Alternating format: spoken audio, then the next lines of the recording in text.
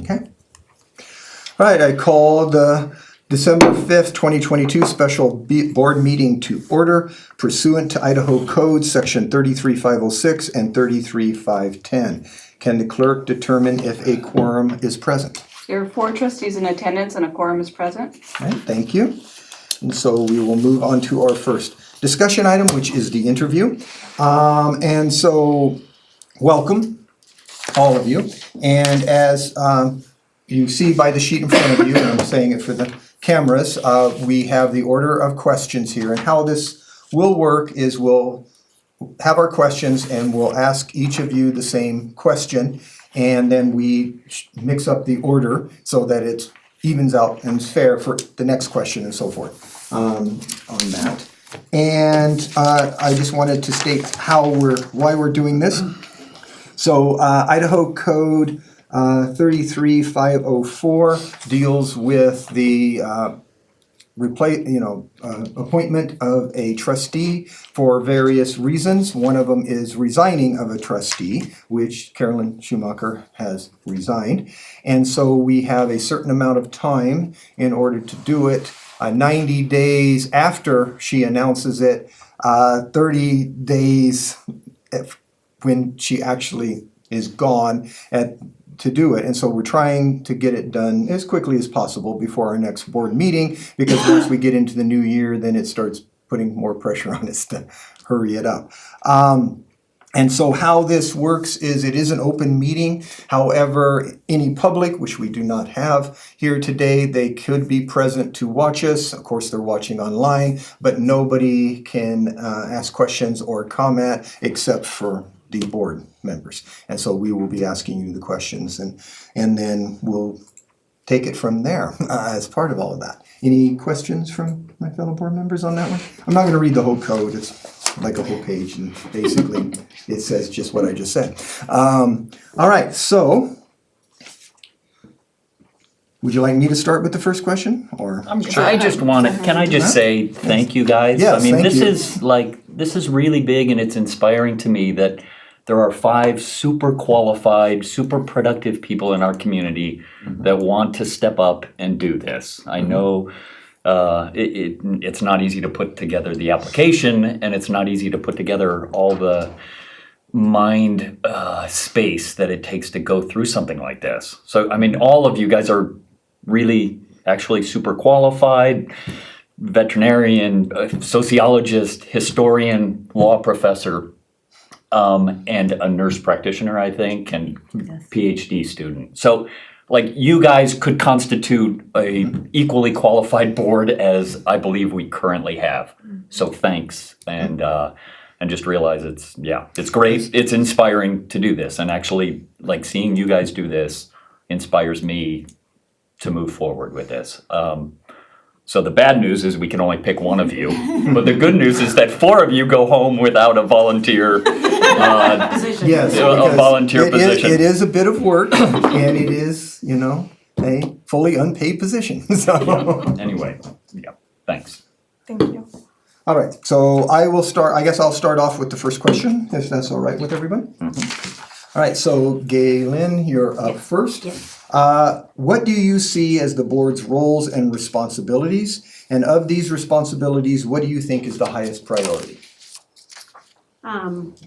I see the school boards as looking at the whole program of the education of our public schools and setting goals for students in terms of curriculum and their goals that we want to see that the kids achieve. And I think in terms of the school board role, I see as the most important is seeing the children as a very diverse group. My passion is seeing all of our children as a very diverse group and trying to help each one of those students in their wonderful diverseness be successful in their career paths, whether that be a student that wants to go on and get their PhD, or a student that doesn't education, post-secondary education isn't as important for them, but we still want to encourage those students to get some sort of secondary education. So I really, as a school board member, I'm passionate about that. I think all kids have great potential, and I'd like to be a part of helping to fulfill that. All right, thank you. Would you like me to read the question again? Nope, I got it. Okay. So I actually just want to echo what Brian said. I am really excited that I'm going to be really happy with whoever my representative is when I leave this meeting, and that's pretty exciting. I know everyone except for Galen. So now I have a new friend. So I cheated, and I have the goals of the board right here, but I won't read them. I actually have been thinking a lot about. I'm really passionate about belonging. So I'm a sociologist. I'm a faculty member at the University of Idaho. I have my own classes, and cultivating a sense of community and belonging, especially right now, is something that I've been thinking a lot about. And I'm looking at the list of goals for the board, and I have the ethics here as well.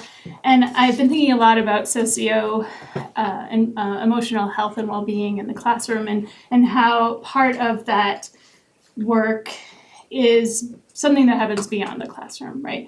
So this is, you all are probably familiar with this, right? This is the social and emotional learning sort of wheel, and it has different roles for classrooms, schools, families, and communities, but school boards are not on this list, you won't be surprised. And I think that's because our job as a school board is to cultivate the relationships to make all of these things happen, right? To make the magic happen, to facilitate classrooms so that they can help students develop self-awareness, so that students can develop those relationship skills, to support the principals who are trying to do that work in and among their classrooms, and to support the families and the community that are trying to create that safe space for all of our kids. And so I think about, I have a 6-year-old, he's at Lena Whitmore, and I volunteer in the classroom every week. And after the tragedies that happened in November, I went every day that week because that classroom is magical. He's in Mrs. Eco's class, and she's a new teacher. Kendra did a fantastic job hiring her. She's fantastic, but she does an excellent job of creating an environment in which all of those kids feel special and loved. And I think she's working that magic in that space, and it's our job to facilitate teachers to do that, principals to support their teachers, and bring the community in as part of that. Dulce? Brian alluded to the fact that I'm a historian by training, and I know I'm not alone in this room, so I'm going to be really careful what I say, because there are some much more experienced historians in this room. But I really deeply believe that public education is key to American democracy, and it is a bedrock of how our society functions in a healthful way. And I think the school board's job is to ensure the health of the public schools that serve the communities in which they're in, and foster whatever they can to improve the schools. I have also worked in nonprofits, which are not exactly the same as schools, but I've worked in nonprofits for many years. And I know that the best thing you can do is hire the right people to do the job as a board. And so I'm really interested in making sure that the folks who are hired, superintendents all the way through to our paraprofessionals and our support staff, have the tools that they need to do right by the students. And ultimately, the school board, in my mind, is the representatives of the families that we serve. And beyond families, I think public schools serve every individual in the community, whether you have a school-aged child attending those schools or not. I'm really grateful to live in a community where there are thoughtful, educated folks who have benefited from public schools. And that's what I really think the number one goal is to make sure that we have a healthy public school that reflects the needs of our communities, which change over time. Jerry? I thought originally that being number one on this list would be the hardest, but I think that being 4 and 5 is harder, because I can't disagree with anything that's been said so far. Or I actually agree with everything that's been said so far. But I'll take a slightly different approach and speak from the lawyer in me that this is the policy-making entity for the school district. It decides what the place is going to look like and how it's going to run and how we're going to hire and sometimes separate from people these kind of fine details that are take place in this room but people don't know about. So responsible for setting that environment or the ecosystem within which we operate and then ensuring that it's carried out. And so Dulcie just mentioned that, one of the most important things is who's going to sit in that chair, of course, and who sits in all the similar chairs. And that's, I think, the ultimate responsibility for this board, is finding people to implement their vision that the rest of us have confidence in. And so the second part of the question, I think, was what's the most important? And I think for folks in any kind of community leadership position, the most important thing you can do is cause the rest of us to feel like that we can have confidence in you, that you're, not that we necessarily agree with the decisions you make, but that we know why you made them, understand that you're taking our input into account as you make those decisions, so we can at least feel confident that you have ultimately the best interests of our kids, of the children in this community in mind when you make those decisions. Thank you. Jennifer? Definitely hardest Five to is last. worse. Absolutely. I agree. The value of everything others have said. But I think in the draft of the strategic plan, you set out what the goals are for the school district. You have student preparedness, you have community engagement, education, that financial transparency, all the important jobs that you do. I was here at a meeting two meetings ago, and you were going over the budgets. That's a trust, a public trust, to engage and make decisions. Engage with the public, engage with the faculty and the staff and the leadership within the district to make wise decisions to benefit our children. And that is a big responsibility. And as you said, fully paid with love and sweat and tears. And for the benefit of the students. I have 6 children. They have all attended Moscow School District. I know the amount of time and effort and love and all the work, the many hours that have gone into my children being who they are, and I appreciate that, truly. And the school board helps not only set the tone, but create that vision, and then also be the responsible gatekeepers for the budgets and for some of those decisions that are made. And it is a public trust. And it is a responsibility where, when people are angry and they come yelling, they may not know the information. And you have to be able to handle that and answer and keep calm. And that's not always easy to do. Well, I know all about that. I've been in healthcare for the last 3 years, quite miserable sometimes, but also a duty and a trust, and one that I take very seriously.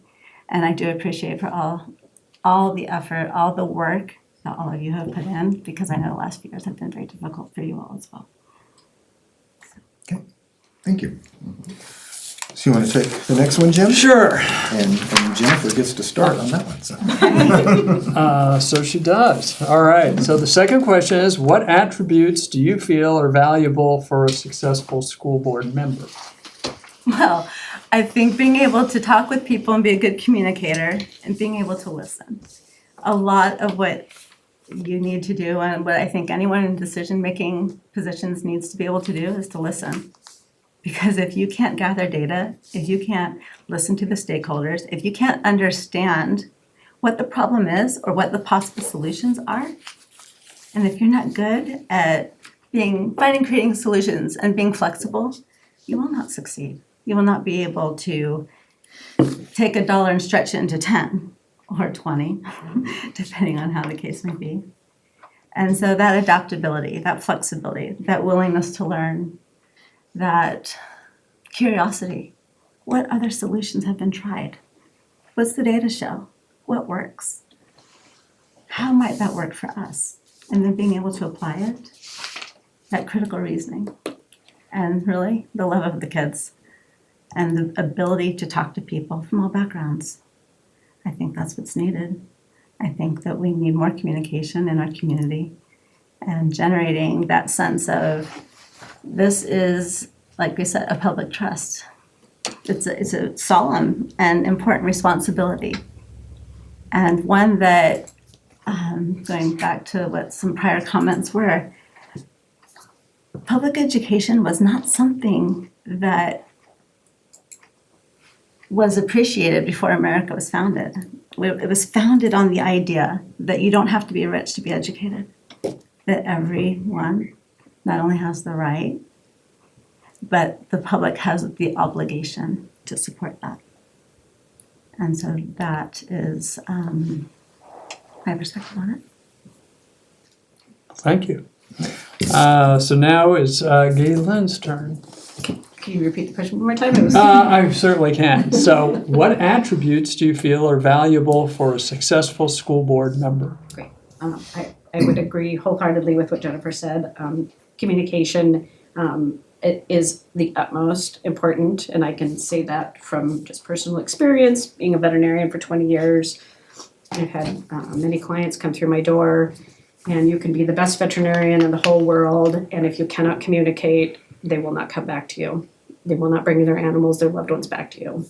You could be kind of a mediocre veterinarian, and if you can communicate and express a medical plan for the animals and show the other part of it is compassion, you have loyalty to the very end. So I can't overemphasize communication is extremely important. I think passion is another one.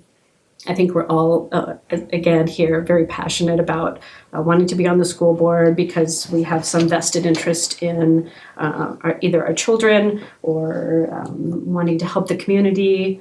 So I think wanting to be here, passionate about wanting to help.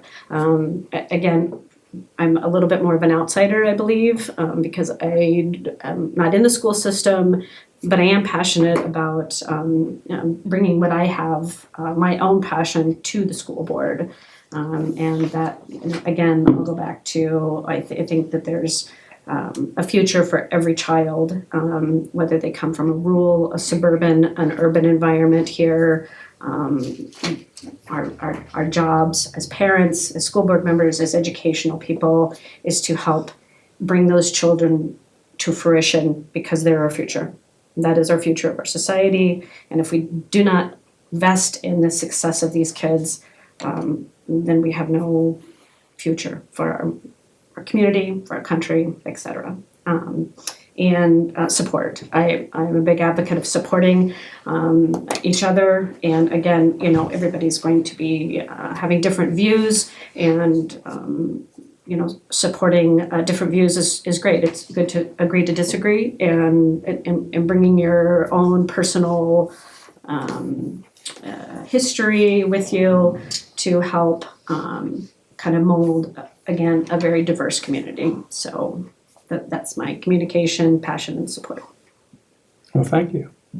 Kristen? I also agree with everything that's been That's the hard part about this. But I'll reiterate a few things that I think are really essential, right? The ability to listen, the ability to change one's mind. I think we've cultivated a culture of shame and being wrong, and we need to reframe that to be celebrating when people recognize that they've made a mistake and move forward with change. Leading with heart and head in combination, and recognizing that we need to have empathy for one another. As I mentioned, I am an instructor. I am a teacher at the university, and some of my students are really struggling, right? And to be able to listen and hear and adapt to the environment, to the need, adapt what's needed in my classroom to facilitate a better learning environment is really important and hard sometimes. I think I really liked what Jen said about doing the research to see what's working elsewhere and what we could adopt here. Right now, I'm on the Human Rights Commission with Ken, and I'm trying to. I talked to Dr. Bailey about this crisis response team. I'm trying to bring to Moscow with the partnership of the police department and elsewhere. And so we've done a lot of work looking at how they operate in other cities, what might work here. So if you don't know what that is, it's instead of having the police be the first responder for like a mental health crisis, you'd have either an EMT or a nurse and a trained crisis response worker be the first on scene. It I won't get into the nitty gritty of that, although it might also benefit schools, which is part of why I was talking to Dr. Bailey about it. But the point of that is that we've done a lot of work to look at what other cities are doing, what's worked, how much it's cost, and what sorts of models we could implement here, and why it might be the best fit for Moscow. I also think knowledge of the schools, talking to the teachers, talking to the students. We have this great model in Boise where a high school student is on the school board, right? And it's really great to think about how we can facilitate leadership amongst kids and listen to kids' voices. And also, getting into the schools, right? Talking to teachers, talking to principals, seeing what's really happening and what needs to be done. And then a commitment to the schools, right? I mean, I'm obviously invested in that. I have a kindergartner. I also have a high schooler. My stepson is in high school. And so I'm pretty dedicated to Moscow schools. I just think we have a really fantastic system that can benefit from continued commitment. Thank you. Dulcie? At the risk of repackaging what everybody else has already said, Kristen said empathy, and that's really what strikes me as a really important characteristic, is to have empathy for the students who don't always act or perform or do things in the way that you thought they might. Had planned for a program to roll out, empathy for families who have different ideas or who are concerned about things. Empathy for teachers who have a really, really hard job that I respect so much. And I also, I hope this makes sense, but ethical pragmatism, the ability to be, perhaps a fancier way to say flexible, but a willingness to understand the resources that are available and do the best with the resources that you have at hand in a way that lives up to your values, but is also not letting perfect get in the way of successful. So I think those two goals, and of course, listening and communication, we are struggling just sort of as a society with communicating across different barriers. And I do think empathy is the key to being able to speak with one another in a respectful way. And that doesn't mean that you have to compromise your moral values, but you do have to be willing to listen and be kind in your response. Well, thank you. Jerry? So we were looking through your survey that you sent out a little while ago as the qualities we want in a superintendent, and read through those and thought, well, all of them. So, these sorts of questions were trying to identify the single most important thing. It's everything, right? But I had an opportunity to do a fair amount of hiring in a previous job, and came up with 3 things that I wanted each person to have. We added the third as we were dealing with COVID, but wanted everybody to think, and these are this is a simplification, but kindness, competence, and calmness was one we added as we responded to crisis after crisis. But as I think about those, one of my colleagues, Monique Lillard, she said once that the thing that we care most about is knowing that you're in control, that the person who's in charge is in control, and that can mean a whole bunch of different things. But I think that's perhaps the most important, is that the people that you're serving can always think whatever the issue is that they know what's going on, they understand the issue, and they're doing their best to fix it, that I can trust that they're in control. And so I think that encompasses a whole bunch of different things, but is a way to think about what's the most important thing in any decision you might make. Well, thank you. Jennifer? I was first. Oh, yeah. We're done. All right, boss. I'm so enthralled. I want to hear what she said again. Okay, I guess I'm up for number 3. Describe your personal experience and involvement with the Moscow School District Public Schools. And I know some of you said this. Yep. So number 1 is Jerry. So I have 2 sons. I have a freshman and a junior at the high school. Both of whom we both run cross country and track. They both went to Palouse Prairie Charter School. It's a public charter school, as you all know. And so most of my experience up through, then Kieran, my junior, started in COVID, and so there was very limited opportunity to do anything but be the stay-at-home teacher during that time. So most of my experience and ability to serve the school district was through their experience at Palouse Prairie, which is, of course, does not receive the local option funding, so which not your fault. Of course, that's the state legislature's fault. But is a wonderful little school that requires a lot of involvement by parents to make up for, what might be a lack of resources otherwise. And so I spent a fair amount of time over there. My wife was on the school board over there. I was mostly the Adventure Friday volunteer, taking them skiing or taking them climbing or on bike rides to Troy. I did go in a few times and work on projects there and teach. I'm a natural resources lawyer myself and know a fair amount about the sort of things they teach over there, so would do lectures in the school every once in a while. But just try to be as involved and present as I could. And now mostly that involves driving around to track meets and cross country, which I love doing. Thanks. Thank you. Okay, and then Jennifer. Well, most of what I have done with the schools is just local with my kids' classrooms. When they were in elementary, on field trips, would show up in the classrooms. And then I went to grad school, and that was a unique form of misery. Juggling with 6 kids and trying to help them with homework and then do my own homework after I got them to bed. I didn't have as much time to volunteer with that. And now my last child's at high school, so I have more time so that I'm able to serve. When they were young, I didn't have as much extra time because honestly, just helping them with their homework was about all I could do and then do my own. But I'm wired to stay busy. I don't do bored ever. I find something to do. So whether it was, I was on board of directors for Moscow United for a while because my kids were into soccer, so I did that to support that. I helped the hockey league when my son played hockey. I helped with band when my daughter was in band. So whatever my children's activities were kind of directed where my interest was and where my efforts went to support them. And so at this point, with my youngest being a junior, I think this is an opportunity to serve the more general entire district, all 2,300 plus students. So. Thank you.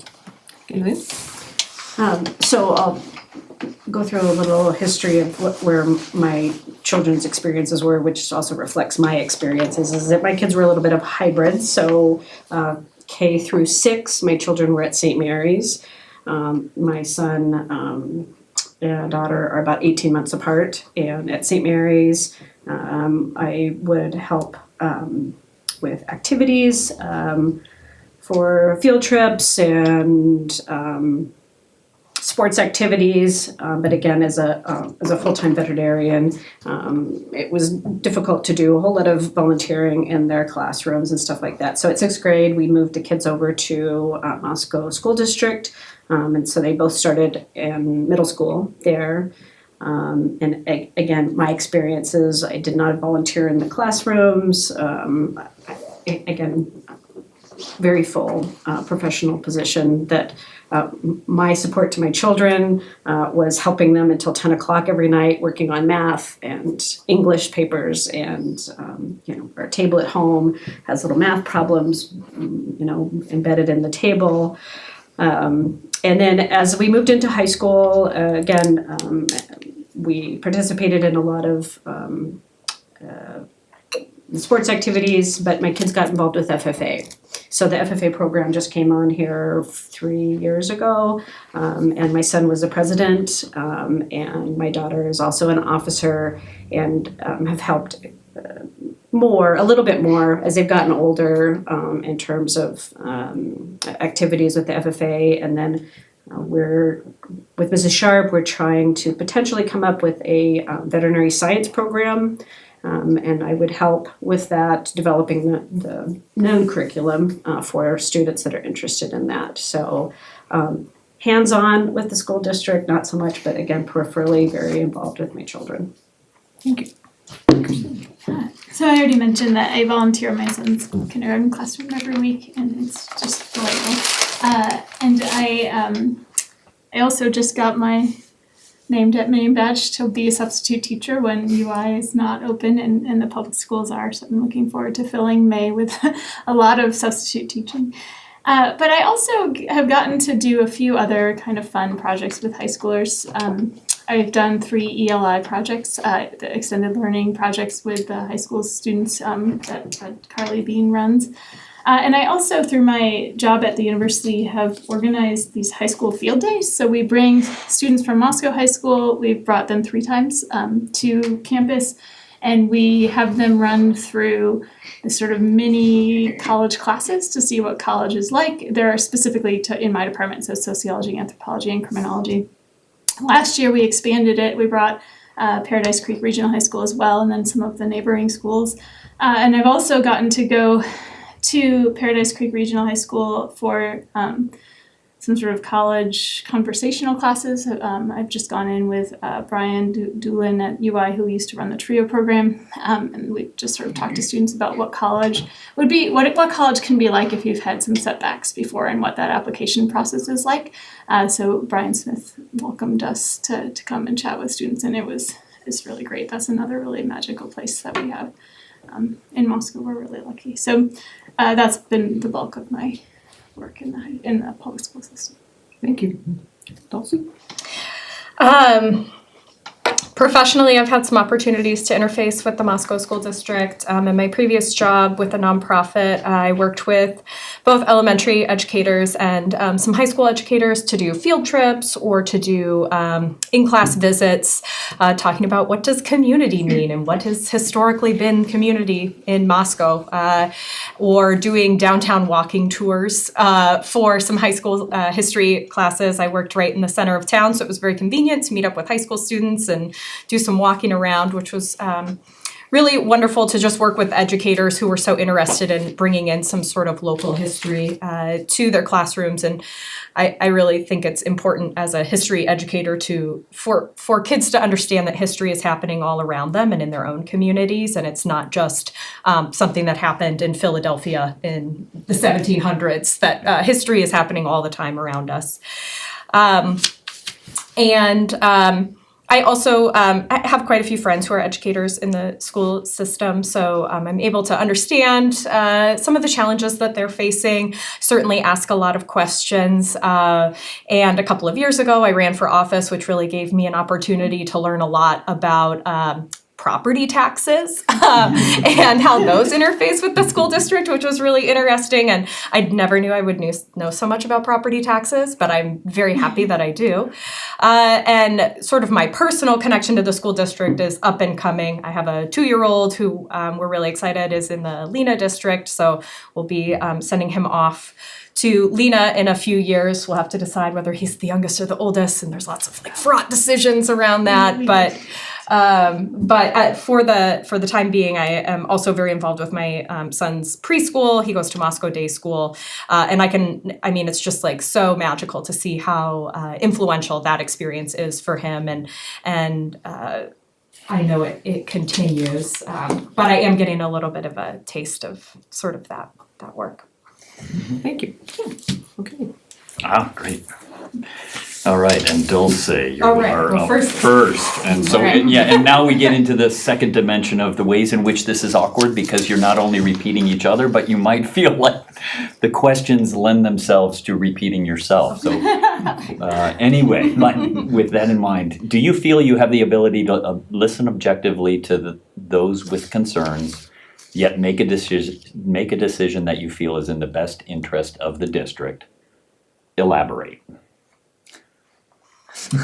Yeah, so this kind of goes back to that ethical pragmatism I was talking about.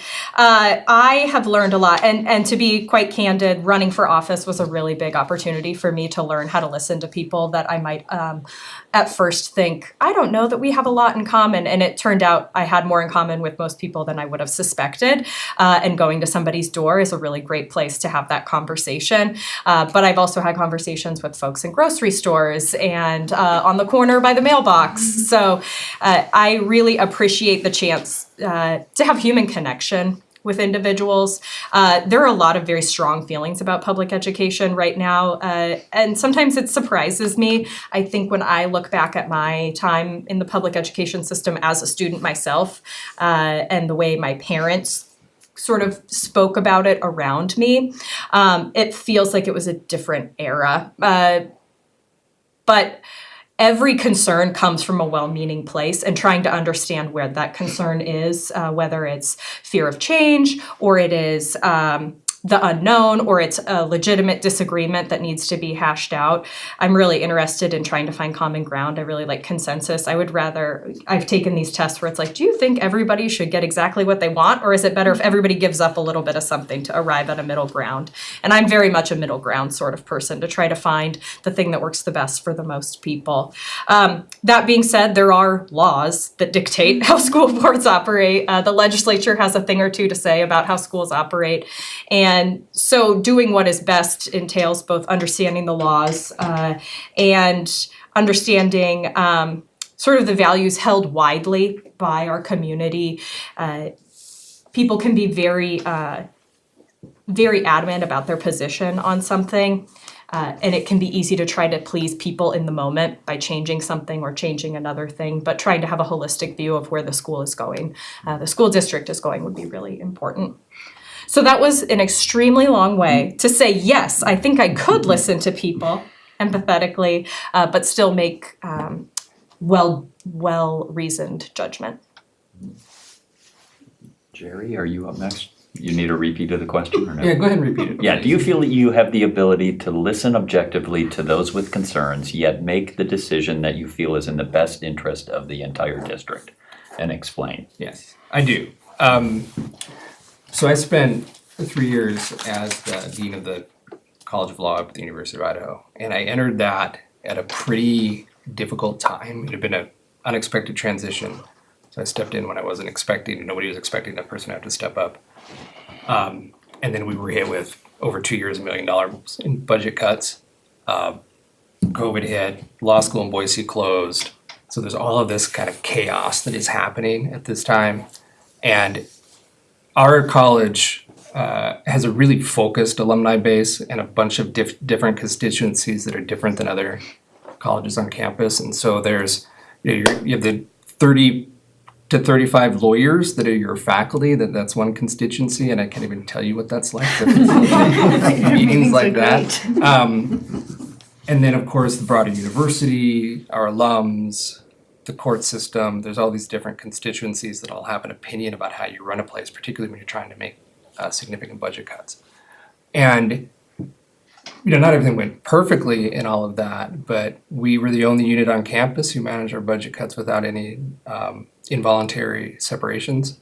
So we kind of lucked out that a bunch of senior folks took the voluntary retirements, but we also had to make a whole bunch of really, really tough decisions that a lot of people disagreed with. And it was a long exercise of listening, of taking an input, and then explaining back, this is why we did what we did and why we had to make the decisions we made. And it was more that, explaining the thought process, that allowed people to accept why you made those decisions. If we hadn't said it, I was trying to say we because there was a whole leadership team that was engaged in all of this. And so I have that sort of, battlefield promotion kind of experience that has required exactly that.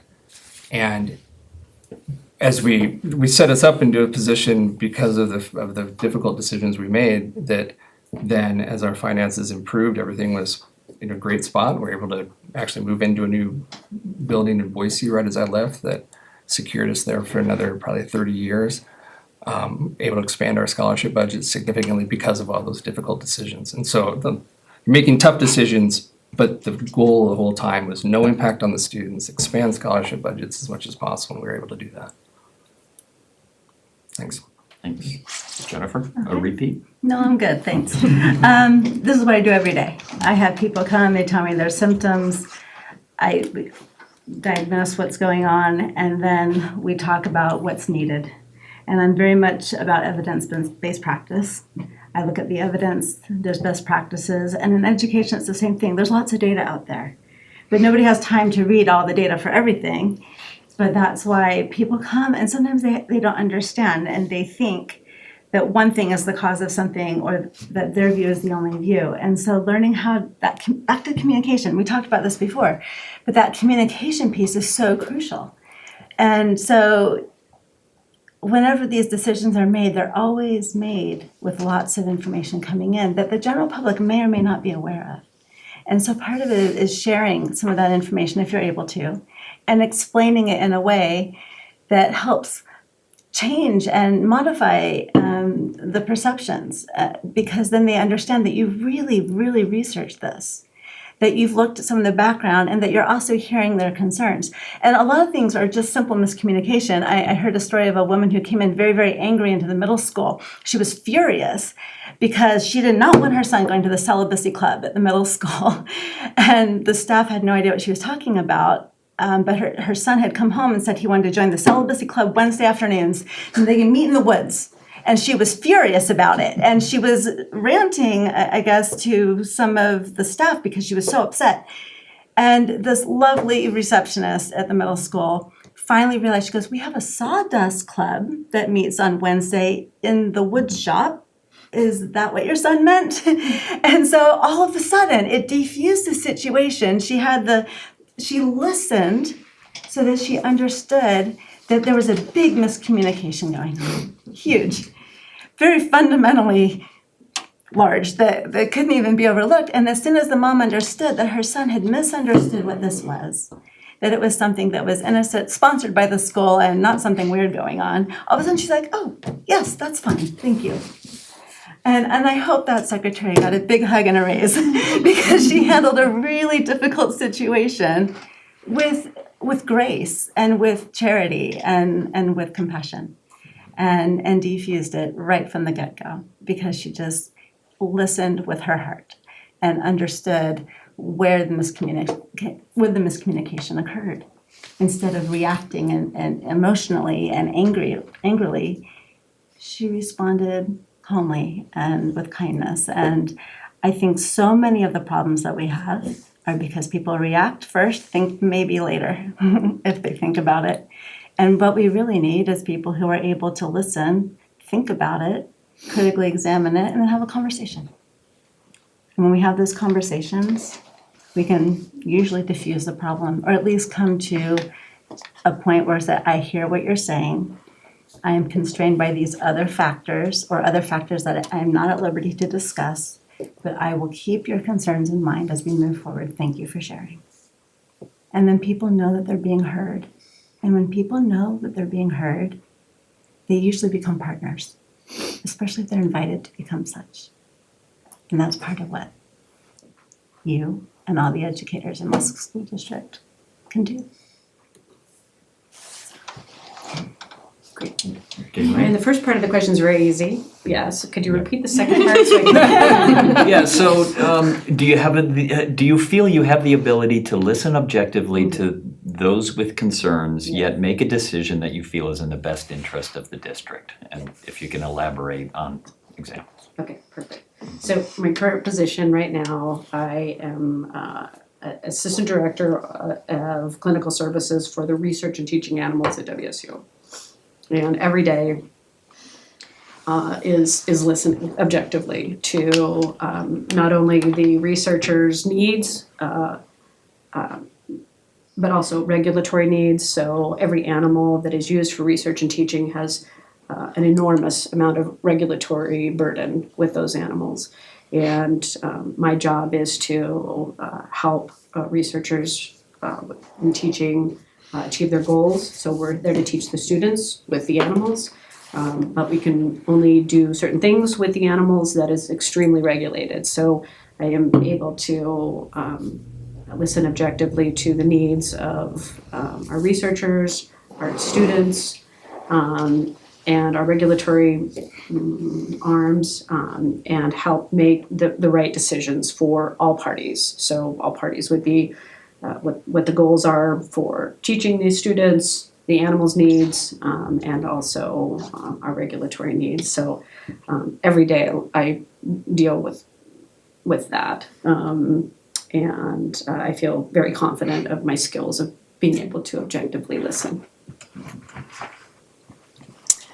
Kristen? Yeah, as with the others, this is also what I do professionally. This is part of my work. As I'm a sociologist, I study society, I study people. I actually intentionally study people that I disagree with, and that's my research. So I listen to people with whom I disagree, and my job is to help amplify their voice and tell their story in the social contexts within which they are embedded. So that's not decision making, right? But it is listening and understanding perspectives that are different from oneself. And I think in implementing that with decision making, right, part of that piece is what we've talked about already too, that holistic listening and like understanding what's happening in the district so that new information that you're receiving is done within context, right? So you hear a story like the story that Jen told and you know the context, right? So that you can shed more light on the circumstance. And I think another piece of this too, Jen was talking about how oftentimes people sort of forget the common ground. Like we care about things, that we care about each other, we care about community, we care about kindness, we care about fairness, right? And so if we rely on those shared values and moving forward, I think that usually is a way that we can also bring people along. You asked for examples, so this is an 8-year project. The University of Idaho did not allow students to write their preferred names or pronouns in our system. Even though it was an option in the online system, we didn't have it turned on.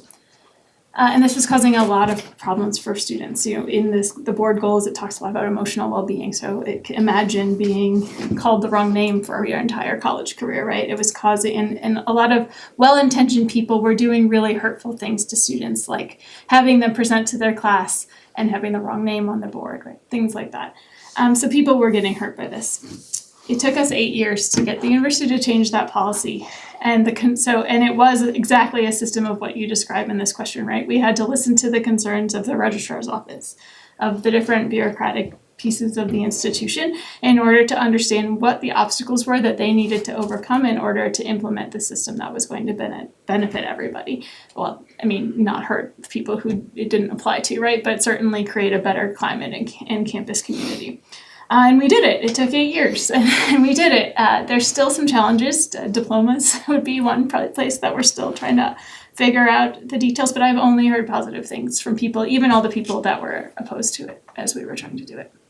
It's been great. Great, thank you.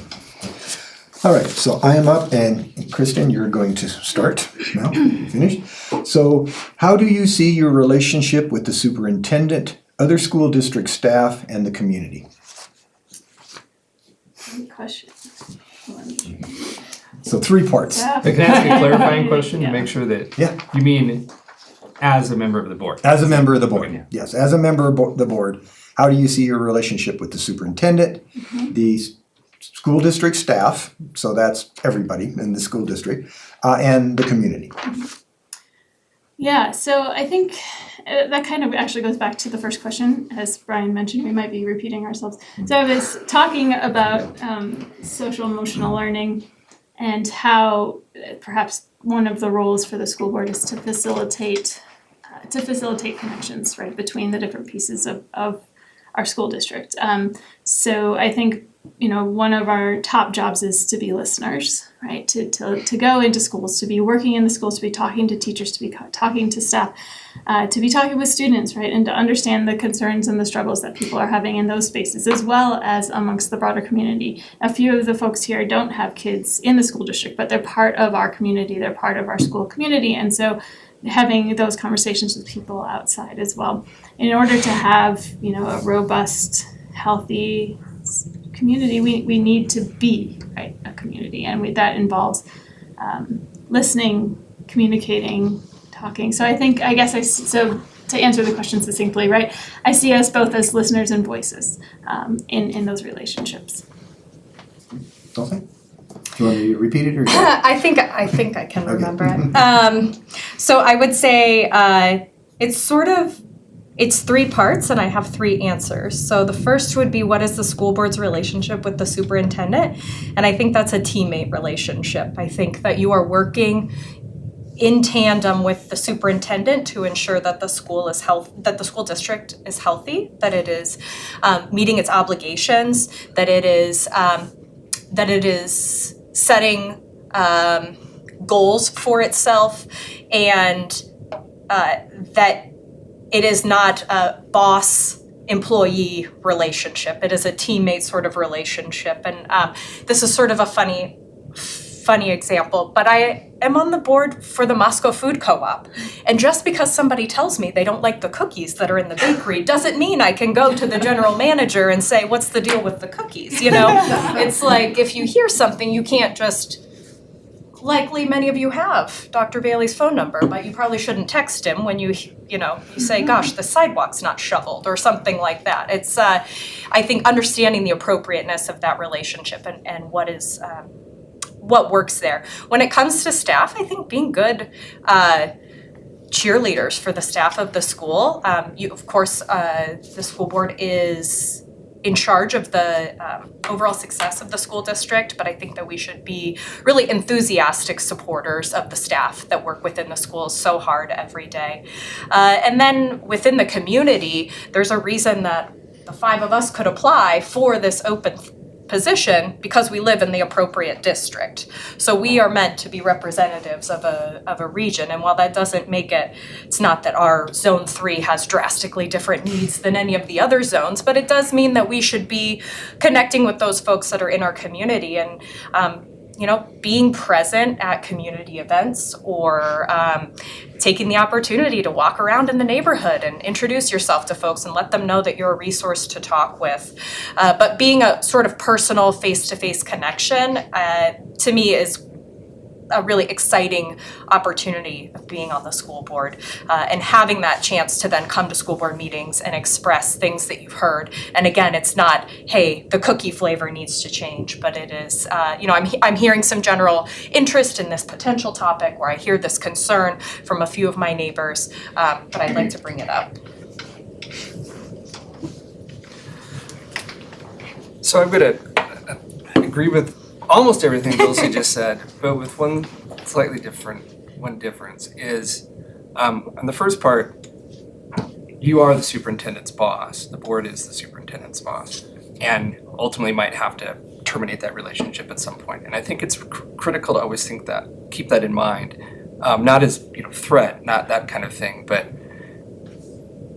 you have to both be responsible for how the person performs their job duties, while also creating an environment in which that person can succeed. And it feels like you have, we use has his or her back to that kind of phraseology too much, but there's a lot of truth to that you, as any kind of supervisor, you have to be able to give a person the task to do, and have them know that you have absolute trust in them and faith that they will do their job. So it is this collaborative environment, but it's also at the end, you can't ever abdicate that responsibility to hold the person accountable, I think. With respect to the staff, so I can only think about the way I have done it, and I always felt with folks that I worked with when I was in a position as a supervisor or a supervisor of their supervisor, that I always wanted those people to feel like they could come talk to me about anything, whether it's what they did that weekend, whether they're having troubles with their own supervisor. And so it's important to, and it's harder, of course, in this environment. There's a lot more staff members. There's a disconnect where you're not in the building every day. So that takes some work. But I had regular meetings just with staff, even if there were people I supervised, just to see how things were going, so they know I cared about their day-to-day. And I think school board members or trustees can do the same thing. figure out how to ensure that if they have concerns, that there's an ear, you can't necessarily, like Dulcie said, run straight to the superintendent or principal, whoever it is. But at least have them believe that you care about what happens the day when they walk in the morning and when they walk out in the afternoon. And then with the community, this goes back to much what I said earlier, is ultimately whatever you do, whether it's participating in community events, engaging with the community in board meetings in a way that's productive, ultimately the responsibility is to make them believe that you have the best interests of the students in mind, and that you, again, have control over the situation, that you understand the budget, that you are ensuring that a superintendent that's not doing his or her job receives the help or other that they need, but that the community can't have confidence in who you are and the work that you do. Thank you. Next. Jennifer? I think that while there might be differences between the relationship with the superintendent and the staff, the ultimate goal is still to be an active partnership, helping them do their jobs and listening, and then taking that information and then doing their jobs. Everyone has, like even in my clinic, my job is different than my RN's job, than the receptionist, than my other techs, and my manager, but we all work together as a collaborative team. We have different roles. And so the school board has a role, the superintendent has a role, each building principal has a role, staff have a role. And none of us function well in complex organizations if we think we run the show. It just doesn't work that way. And ultimately, as a board member, you're serving. And so if you go that way as serving, then you're listening, you're saying, what do you need to succeed? How can I help you? And you're gathering that information. And that piece of it, that service mentality, no one's going to sit there and say, oh, good job, you just spent 30 hours reviewing the curriculum. But that may be what's required. Or maybe it's 60 hours required to review the upcoming curriculum. Or maybe to go through 200 applications. I don't know yet, because I've never served on a school board. You guys could tell me, but those types of jobs, the nitty-gritty, the grunt work behind the scenes that everyone takes for granted, I know how hard that is. And I don't know for this particular role, but it goes unappreciated all the time. But you have to be willing to do that kind of work. It's not about a title. It's not about anyone patting you on the back. It's about doing the job well, and doing it because you want it to be done well. And being able to help those who are trying to do their jobs well and give them the tools so that they can. And that's what I see the relationship as, is a partnership. And I would be a full partner. Okay, thank you. Galen? Great. I'm going to start backwards. I'm going to start with the community part of it, because I think that's what the school board main goal really is representation of the community and also community service. I'm big with my children that community service is important, that we need to do whatever we can to service in our community, to volunteer, give blood, volunteer at the food bank. Those are the community services that we do, but there's many other things, and I think school board is a service to the community. We are here, I believe as a school board, we're here to represent our community and our children. So community is the representation. The staff, we need to support the staff as a school board to fulfill our goal of the students' education. And then the superintendent part of it is, again, support the superintendent and collaborate with the superintendent. Okay, thank you. All right, see if I can get this right this time. So, Kristen, you're first up, I think, and so we're on to question 6, yeah. In your opinion, what are the major challenges facing public education? In 30 words or less. I need to put a cap on this one. Okay. I think the two biggest challenges from my perspective is funding. Is number one. Over the last decades, we've seen public school funding getting cut, and having to do more with less, and as we become more aware of the types of needs that students have, we have less resources to help them, and I think that's one of the largest problems. And I think second is the way that it's become politicized. We see the passage of bills like the CRT law, which technically didn't outlaw CRT because CRT is not what the law defined it as, but we see this happening throughout the states, multiple states. Or the laws restricting the rights of trans kids, right? These are laws that affect schools, they affect teaching, and they're wrong, right? They're suggesting that teachers are doing something that they're not doing. They're manufacturing a problem that doesn't exist, and then maligning schools as they just try to take care of students and to teach basic information about our society. As Dulcie mentioned earlier, right? Part of public education is to create a functioning democracy, and those things get in the way of doing that. So I think those are the two biggest challenges. Well, thank you. Dulcie? So to clarify, we're talking about public education writ large or Moscow School District? I think at large. At large, okay. Certainly, funding is a challenge, whether you like the ranking or not, or take issue with how it's created. Pretty consistently, our state ranks towards the bottom of per pupil funding for public education, and that is, it's a real disservice to our students to not see the value of investing in their education. As somebody with a real little right now, and knowing that we are one of 3 or 4 states that make zero investment in pre-kindergarten education, that we are lucky in our school district to have had full-day kindergarten for many years, but because of the generosity of our community that has been made possible. It is frustrating to then also know that we acknowledge within the state we have challenges with ongoing literacy, right? And reading at the appropriate level, and having consistently above average test scores. So I think we sometimes say, well, gosh, look at how well we can do with so little funding, and that's a disservice to our children, because think about how well we could do if we had a little bit more generous funding. But that is not much that the school board specifically can do about that problem. So funding is certainly within particularly our state a challenge.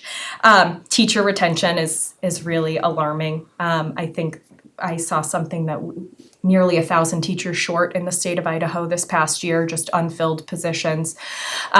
So whether we had the money to pay them or not, those positions are going unfilled, and that means that classes are larger than meeting the best needs of students. And a lot of that comes from this politicization of public education and just a general lack of trust in public education. And it's been sort of a progressive undermining of the value of public education for many years that really concerns me. And I sort of alluded to this, that I feel like it wasn't this way when I was younger, but maybe I was a kid and I had the ability to be naive about that. But there is this thought that somehow teachers are working against the interests of parents, and it's unfortunate because a lot of teachers are also parents within our school district. So there's a disconnect there that I think really needs to be daylighted, and instead of just trying to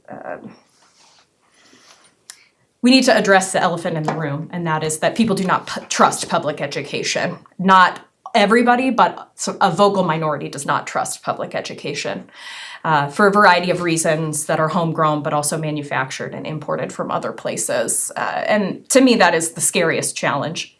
And it's why it may be surprising that 5 people volunteered to interview for this, because being on school boards has become politicized and a really challenging thing. So that's probably what gives me the most anxiety about the future of public education.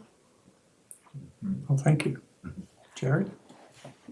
So I think broadly, it's what I would characterize is a lack of respect, which encompasses a lot of what's been said. But I think ultimately, I might characterize the biggest problem we face is a breakdown in a shared notion of truth, or that truth can be found and then taught. So it's this kind of new distrust of science or scientists, this what in other cases might feel like a positive, the democratization of participation, what social media and the internet has done, which we might think is a good thing, but has created so many different experts, and none of us interact with anybody other than those that we agree with. And so it's in that, all kinds of studies demonstrating that we learn a truth based on the folks that we interact with online. And so then those people based on that, can't have any faith in what we teach in the schools, because they literally believe in a different truth. And kind of chickening out here with the answer, because this is an unsolvable problem, but it is, by and large, I think if we think about the nature of community interaction as it's evolved so rapidly over the past couple of decades, if we continue on that same trajectory, this is going to be the fundamental problem. And if people have different notions of what truth is, they're not going to respect the public schools enough to want to fund them, and so that's going to cause some of the public funding to be transferred by legislatures to private schools or parochial schools, where they can learn their own version of truth. And it runs throughout the things that public education does day to day. Well, thank you. Jennifer? Not quite fifth, so it's not quite terrible because I have one chance. If I had to choose one fear, or one word, it would be fear. And it encapsulates what the others have already said, because it's all part of it.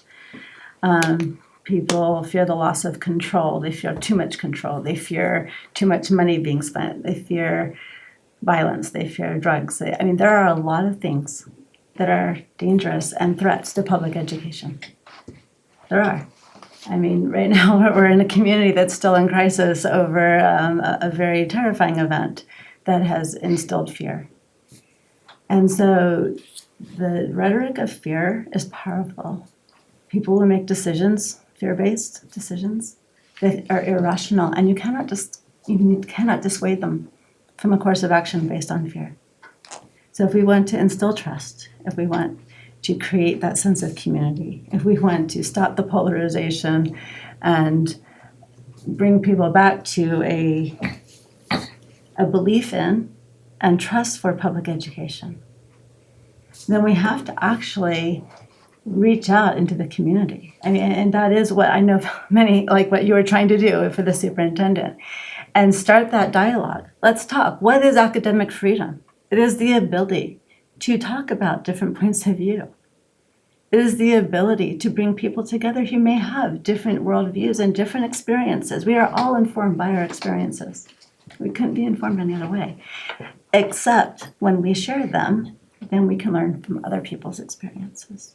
Instead of siloing different viewpoints, is what you were saying, into places where you're in echo chambers, where all you hear is your own view coming back to you.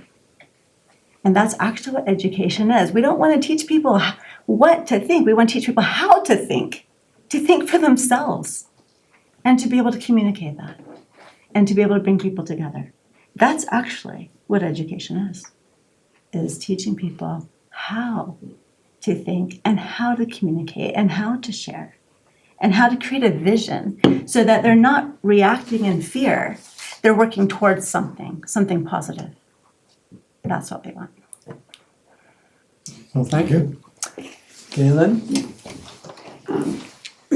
So I'll say, out of all the questions so far, this is the one that I've struggled with the most, because, again, not being primarily involved with the public schools peripherally, I think that our Moscow School District is, we have a great school district, and I look at the news or whatever, and I see, public schools, inner cities, that we are so far away from that here. I'm very thankful of what we have here. And I will reflect back to, I think that a low teacher to student ratio is a positive thing for children. The more that we could focus on that, I think large student to teacher ratios is hard for certain learning abilities. So I don't think we have that here. But again, comparing that to St. Mary's had very low student ratios. I think also challenges are that we need to have high standards for our kids, not only in the classroom, but again, supporting them outside the classroom. We need to have expectations of excellence. If you expect a lot from kids, they'll rise to the occasion. We need to, in terms of challenges, again, supporting our teachers in terms of retention has been talked about. Good teachers.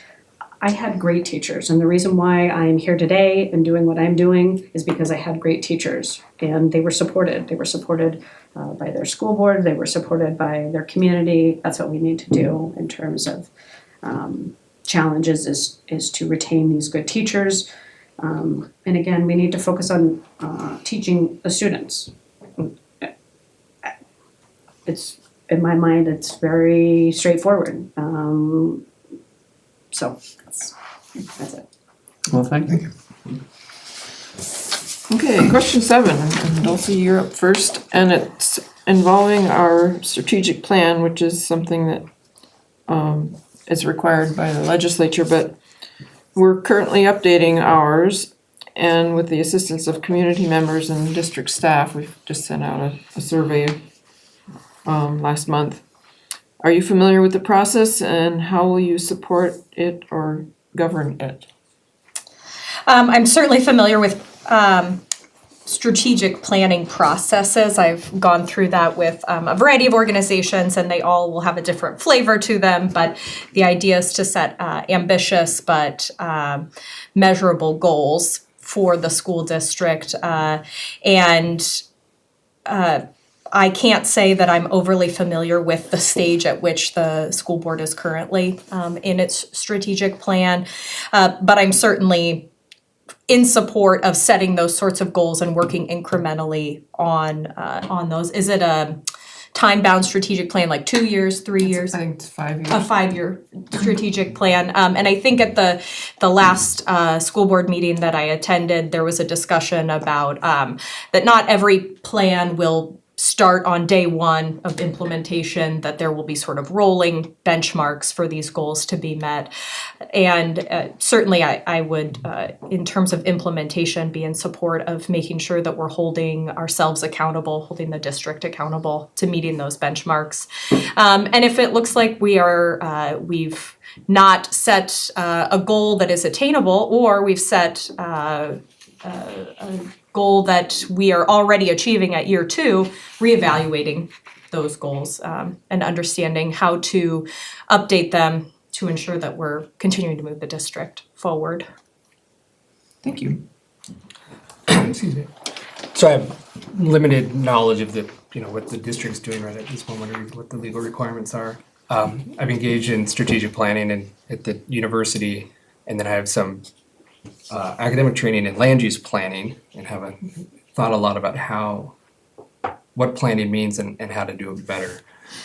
What often happens, at least in the land use context, is instead of engaging in a true planning process where you think of like the exercise of creating an imagined future in which people can think about where they are today, what they like about it, what they don't like about it, and where they want to be in the future. So these sort of created imaginings of this state we'd like to be in, and then identifying the specific things that we can do to get there. But too often that first part, the imagining process, is sort of left out, and we engage in a planning process that is just sort of path dependent. It's the continuation of what we've done. And so the new plan is just where we are today and +1. And we don't do much. And so the first most important part, I think, of any planning process is being willing to tear up the old one. Think about what it is, not think about where, what you've done in the past, but think more proactively about where do I want to be at the end of this planning horizon? What is the world I want to create? What is the space I want my people to be in, our students and our teachers to be in? And then specifically, and this is the second part I think is the most important, specifically how do you get there? So in our college, we had engaged in a planning process, and when we reviewed it, I looked back and thought we had had the same plan for an extended period of time. And so some members of the faculty were like, we need to redo our plan. It's like, no, we don't need to redo the plan. We need to figure out how to achieve the things that we put in the previous plan. And so I'm not good at marketing, but we created, instead of planning groups, we created implementation groups. And the task was, okay, we have a plan. We don't want to do any more planning. What we need to do is figure out how to actually succeed at the things that are in the plan. And that was by and large successful. And what it helped us realize is both, hey, we can achieve the things, and in some cases, that was not workable. At least not workable in the time horizon we had. So then that educated the next planning process. But so anyway, I think it's critical at the beginning to think carefully about what you want that future to look like, and then be willing to think with a high level of detail about how you actually make it work on the ground. Thank you. Jennifer? Well, having reviewed the draft strategic plan that you have on the website, I know that you have already thought very carefully about what that future looks like, and kudos to you because it's very good. It doesn't have a lot of details on the operational, like the points, and I don't think it can, because the needs of the 2,300 plus students in the district are very different from pre-K to 12. Each school, each student, each classroom is going to have slightly different needs, but you did such a brilliant job because you put student success first. And that was your very first thing in your strategic plan draft, is that you wanted to ensure student success, that they can learn the skills and the things they need to become participating, successful citizens. Thank you. That is ultimately the goal of public education. And so in reviewing the plan, I think these aren't things that you throw out. These are goals, of course. That is what public education is for. The operational of how to do each of those things are going to change over time. They have to, as needs are met and as new needs arise. Could anyone ever have predicted COVID and what a disaster that was, and how hard it was to adapt, and how brilliantly people rose to the challenge? But within that strategic plan, how do students succeed despite difficult times? Now we have some of the fallout and the aftermath from that. So the needs now are different than they were 5 years ago. And some of the things that we need to maybe address them are going to be something no one's ever had to think of before, or would have even thought of or considered before. And so I love that you put the students first, and that you also have the community, and you have the finances, and all the jobs that you do are in it, and they all come back in a recursive process to student success. And so as long as you keep those main goals that aren't going to change, and then you just look at how do we achieve this? Because this is going to be hard. Some students come, and the only kind people in their lives are the people they interact with at school. Some kids come and they have every opportunity and every resource in their private lives, and then they come to school and they get what extra is here. But those kids who have nobody else, I know that the staff and teachers here are the ones who can transform their lives from what they've known to what can be. And that is so important. And that strategic plan that allows for this spectrum that is so difficult to predict and so difficult to actually reach every single pinpoint condition. You can't write it all. There's not enough paper to write, or time to write every single thing that might arise. But when you have a vision for what is needed and you're adaptable, your staff, they're awesome. They'll figure out how to help address those needs. And I trust the people. You have good people here. Thank you. Lynn? Aileen? I apologize, I am not familiar with the strategic plan of the school district. But I will say that in the positions that I'm in currently, I'm a part-time director of the Bear Center. We have strategic plans for the Bear Center. I have sat on the board of the Farm Bureau. I've sat on the Parish Council. We all had strategic plans, so I am familiar with creating strategic plans, the funding, setting goals, benchmarks, et cetera. Thank you. Kristen? Yeah, I also, this is something that we do at work, right, in our department, in our program, in our college, we're setting these 5-year strategic plans, and then, as people have mentioned, right, we want them to be ambitious, achievable, and in this case, good for kids. I think the question was like, how would you govern or support it? And I'm thinking about things that I also have, I didn't see it on the website, but one of the things I've known as a goal for the district is to get a new building, right? And so let's use that as an example, right? That's something, my understanding is we're asking the state for that funds, but let's say the state doesn't provide it, or we need to justify to the community how we're spending that money, right? So part of, I think, the how do you support it or govern it is communication, right? That's a theme we've talked about all day, is communication with the community, with the schools, to try to help people understand the whys of what we're doing. I can tell everyone's getting tired. I'm trying to be concise. We're almost done. You want your cookies? Yeah, should we hand these around? Should have a little sugar. I mean, we do have a couple more questions and then an opportunity. Does anybody need to take a break or power through? I think we're on to a new question. And Yes. They'll say if I let's think see. Jerry I think gets to it's go me, now. Jerry. Yeah. Okay, Yeah. curricular question. All right, how would you balance the curricular standards set by the state with the priorities of students, teachers, parents to make conclusions about potentially controversial topics? Wow. How would we balance the standards set by the state? Can you ask the whole thing one more Yeah, time? Yep. So how would you balance curricular standards set by the state as part of the Idaho content with the priorities of students, teachers, and parents to make conclusions about what gets taught? Oh, wow, okay. So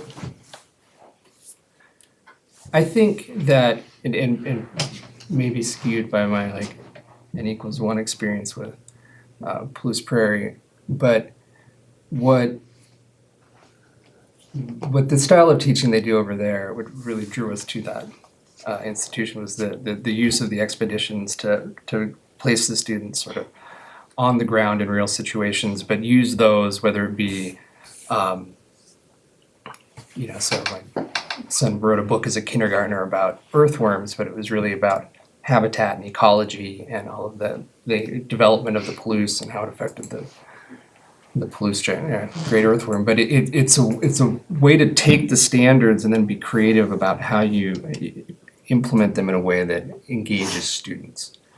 And so we have similar sorts of standards at the university, or at least specifically have a pretty aggressive accreditor in our college that has what appear to be very clear standards, and they are.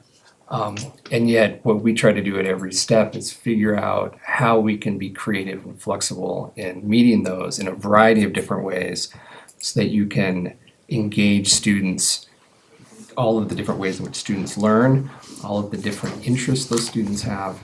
And so I think, back to something I said earlier, that the balance is more about being creative, being willing to break what you've done in the past, when you recognize it doesn't necessarily meet the standard, doesn't meet the needs of the students. But frankly, and the lawyer in me talking now is being very clear about how you are in fact meeting the standards, how your new creative approach or your flexibility or the different ideas you have are completely in line with what the standards are. Because frankly, it's difficult to balance all those things. It's more of a having all the different balances be equally out of balance, if you will, so that you're hitting, on the whole, everything works together, even if you maybe play a little bit here and there. I assume we're going to the right? Yes. Is that, yeah, so Jennifer? Got it. Well, you have to meet the state standards. You have to meet accreditation standards. There are some things that are required. parents are supposed to be partners. So if they have a concern and they want to help, they can. They can work with the teacher. They can teach their children at home. They can also teach that there will be people, freedom of speech, that may have different views, and that's okay. That it comes back to what academic freedom is again. But developmentally appropriate instruction. You're not going to teach the same thing to an 11th grader that you're going to teach to a first grader. So you meet the standards. There are going to be controversial topics. There always have been. There always will be. And so, that communication, when the teachers have taught things that were controversial to my children, they sent home a note. They said, hey, just want to let you know. So back to the communication theme of the night. They said, this is coming up. If you would like to participate, please email me. Let me know. We would love parental involvement. We would love to have a forum. We would love, different teachers have approached it different ways. But that communication piece, so that people feel like they are welcome to participate and that their feedback is valued, even if ultimately the teacher says, okay, this is something the students are concerned about, we would like to have an open forum. There are so many elegant, graceful ways to handle this with kindness, and I have seen it demonstrated time and time again. We've also heard in the news times when it has not been handled very well, and we would like to avoid those. But ultimately, if parents disagree, they can teach their children at home, whatever is in accordance with their belief. The school district is under obligation to teach all children from all backgrounds, which means there has to be space for everybody. There has to be a room. And so we make room. And we allow people to have their different views.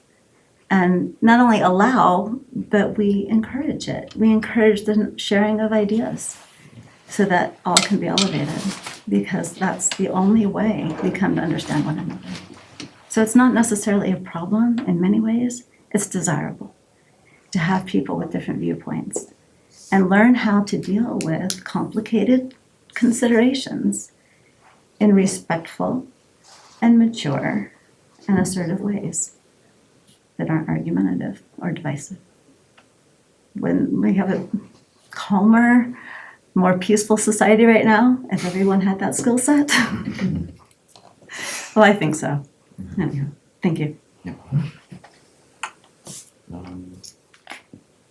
Galen, I think So balancing curriculum standards set by the state, and then the rest of it was, and the priorities that you hear from parents, teachers, and the students themselves.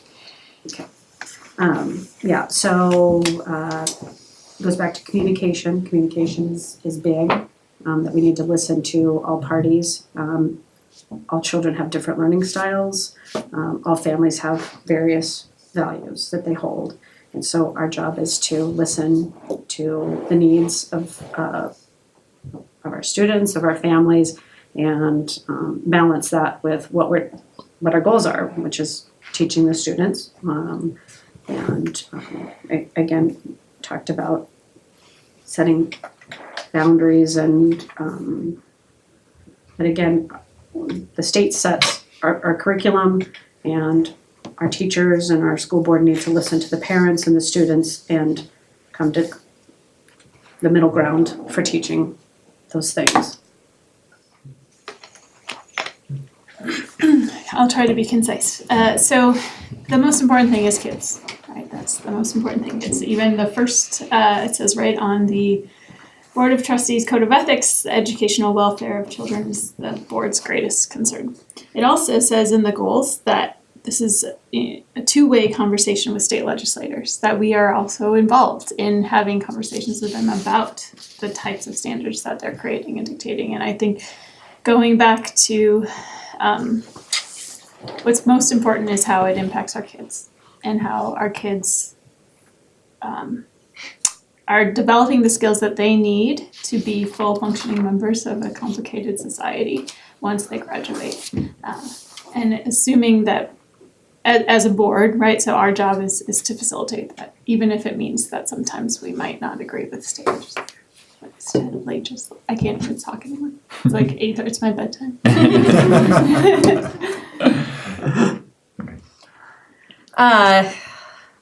I mean, it's been said, the standards are the standards, and but I think in Moscow we frequently take pride in that we exceed standards in a variety of ways, and I think that our school is such a beacon because we have such creative educators and educators that are responsive to the students and the families that they are serving.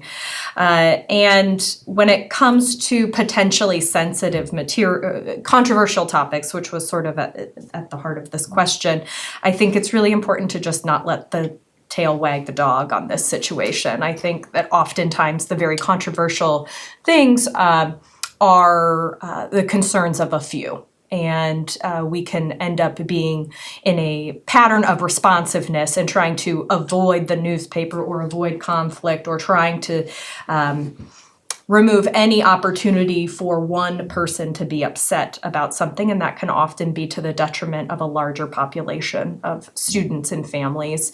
And sort of to Kristen's point, we are responsible for preparing these students to go into the wide, wide world, which is beyond our school district. It's beyond our state borders. It's, and there are principles of science and society and civics that exist. And if our students leave Moscow School District unprepared to understand those in the broader world, they are not competitive in higher education, they're not competitive in employment, and that is a responsibility of the school. And also there is that advocacy piece, and I see here that there are expectations for the Board of Trustees to be involved with the School Board Association, and part of that is advocacy and making sure that the needs of the families in Moscow School District are also reflected in state curriculum standards, not just folks in what do they call it? The state of Ada, or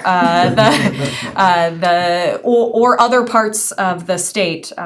We have a sizable school district here, and we should make sure that our families are represented in the curriculum. Thanks. That was it. Back to you. Okay, I lost track.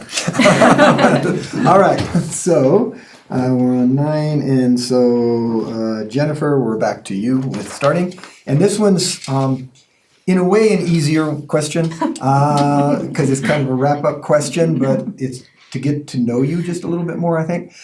Do you have an area of education that you are particularly interested in? Explain.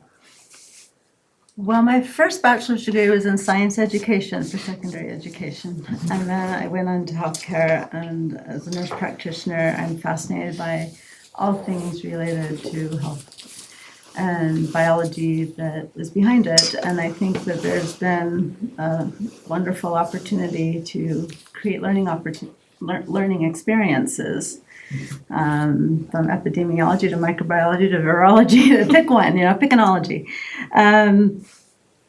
I think that when we go back to the data, we go back to evidence, and we understand that sometimes that search for knowledge, it's not an answer on a test. It's not a soundbite that you learn once and then forever it never changes.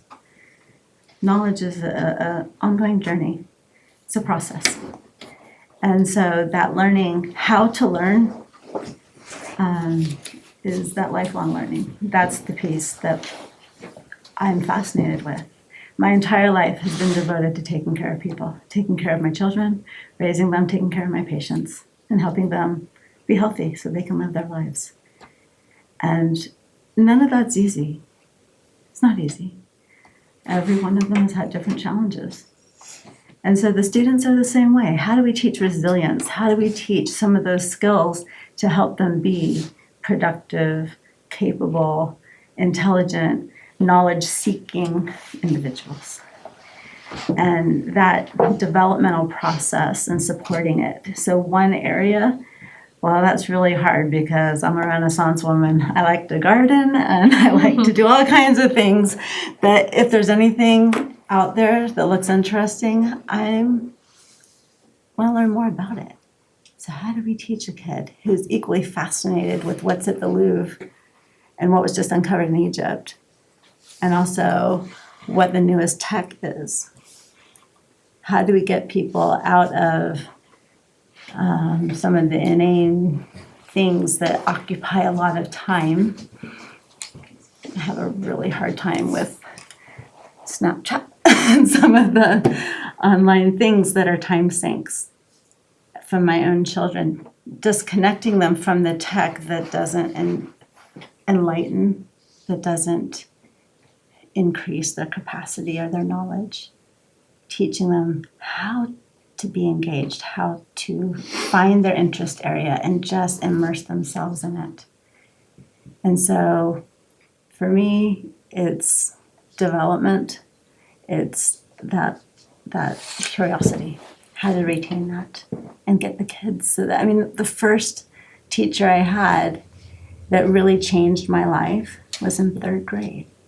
And some of us, all of us probably, have one teacher that really changed the trajectory of our life. And so you can't have an entire school district focus on just one thing and meet the needs of all the children. But you can have an entire school district where there's something for every child. Because you have a lot of resources and a lot of people who care. And so creating that culture, that learning environment, that engagement, that thing that lifts and enlightens, that spark of interest, that child that suddenly cares about something that they've never even heard of before. That's what I'm interested in. Helping that child find that thing that can help define their life. Thank you. So Galen, so do you have an area of education that you're particularly interested in? Excited about this, good question. I'm really passionate about science and agriculture. So I've been extremely passionate about science since I was in 3rd grade. I knew I wanted to be a veterinarian from when I probably was born and had consciousness. So I'm very passionate about science and agriculture. I married into a 5th generational farmer. And I have come to learn and love the farm. I think that agriculture has a huge area of students where students can go into it. So it's not just, again, people think about agriculture, they think about tractor drivers and out there sowing the dirt. It's not, there's so many more things. There's genetics, there's chemistry, there's AI. So John Deere is the biggest user of artificial intelligence out there. So agriculture has a wide swath of areas that students can go into, and I'm extremely passionate about that. I'm also passionate about the fact, again, that not every student, not every child has to go on for a 4-year degree. There's numerous avenues of education out there, and my nephew was one of them, who he didn't want to go on to college. And he's looking at a job at McDonald's, or he's looking at something that's very minimum wage, and he went into electrical. So he was going to become electrician. And in 4 years, he was able to get his electrician's degree, and he is now making almost as much money as I am. So huge paths out there for all students, and I'm very passionate about finding that for the students, encouraging that, and helping to promote that. Thank you. Kristen. Yeah, I mean, I am a sociologist, so I'm really interested in history and social sciences and those sorts of topics. But I have written, or I edited 4 books about pedagogy, and they're focused on equity and fairness. So I have a book on teaching about race, a book about teaching about gender, and a book about teaching about economic inequality, and they're aimed for college professors. But some of it, so my recent work though, I've become really interested in cultivating student agency. I've sort of witnessed a decrease in college student activism, which I think stems from sort of a decrease in agency sensed by younger children. And so I'm really interested in thinking about how to help students feel empowered over their learning, over themselves, over their world, and to cultivate sort of a team of students who will work to make the world a better place. Okay, thank you. Dulce? Jen said we probably all had that teacher that made a huge difference, and mine was Mrs. Peterson, and she was the world's very best civics teacher, and she did the most engaging civics lessons, and we did mock Supreme Court trials, and we had a mock Constitutional Convention in her class, and it was really made me so passionate, and I have never missed an election since then. I have voted in every single one that I could. But that sort of dedication of educators, it is life-altering. As a historian, I would say history, but civics, I think, falls in there. But as many of us have spoken about empathy and kindness, and I think a way to teach empathy and kindness is through historical empathy. And if you can understand why somebody in the past might have made a decision that seems foreign to you, it's a lot easier to empathize with your neighbor who's making a decision that seems foreign to you. So I really think historical literacy and empathy are essential. Also, students need, history is a great way to teach information literacy and how to read primary sources and understand. If somebody is giving you their interpretation of what happened, or if you can understand it through primary source material on your own. So I am a big civics and history proponent, even if it's not where the money is to be made. Jerry? So I've always thought if you like where you ended up, you shouldn't complain or reconsider any decision that got you there. So that's not what I'm doing. But I'm a lawyer by profession, but that's not at all what I'm interested in or love it. It was an accident of working with two grad students who hated their lives as grad students right when my best friend decided to take the LSAT, and those choices end up taking you down weird roads. But I would say mostly fascinated with just understanding how the world works, the natural world works.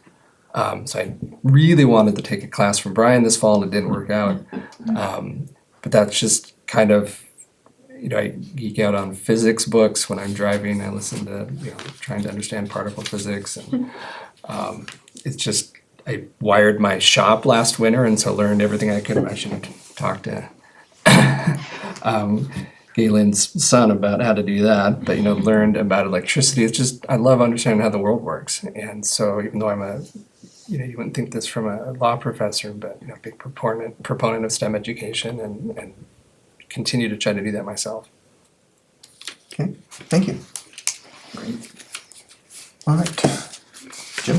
You have the last one? So this last one's a little weird Yes, because it is. none of us is qualified to answer any questions for the board, from the perspective of the board, but I'll give it anyway. Yeah. So let's see, we're supposed to start with Galen. Do you have any questions for the board?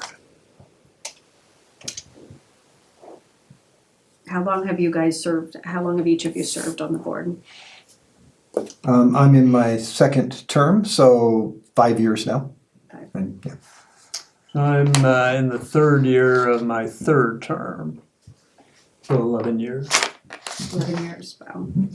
Well, it gets worse. Not worse. Better. I came on the board because I thought board members ought to have longevity and have a continuity, and I've been here 28 years. Well, that's great. But it's always something new, it's always wonderful people to work with, and I wouldn't trade it. I have to go last? No, I actually was in your guys' situation.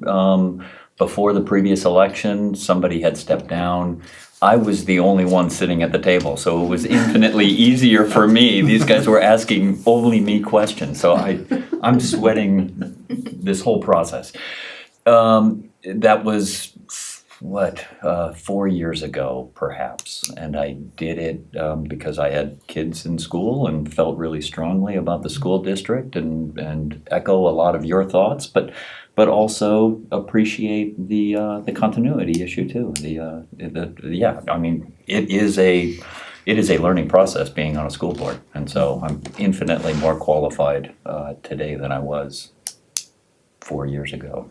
It's a fast learning curve, which never ends. And children, do you guys, Yeah, I have one in college who went through all the Musco schools, and one has a junior in high school now at Moscow. Yeah. okay. Yeah.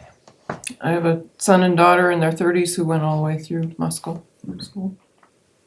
And I'm in the same boat. I had 3 kids who are now out of college and on their own, so, but they all went through Moscow, that. So, yeah. yeah. And I had 4 that went through Moscow and they're out on their own now, and out of college. I went through school here. But he's out also. Quite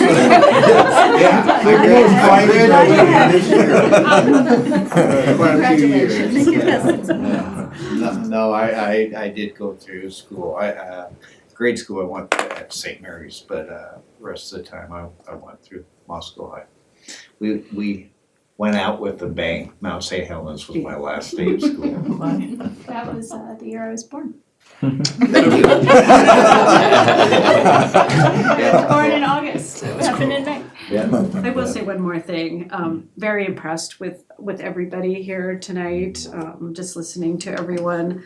No matter what your decision is, you will make a good one.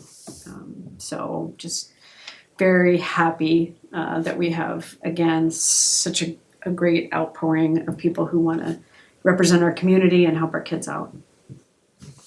So Kristen, do you have any I questions? do have a question. I actually have one idea I want to pitch to whoever gets chosen.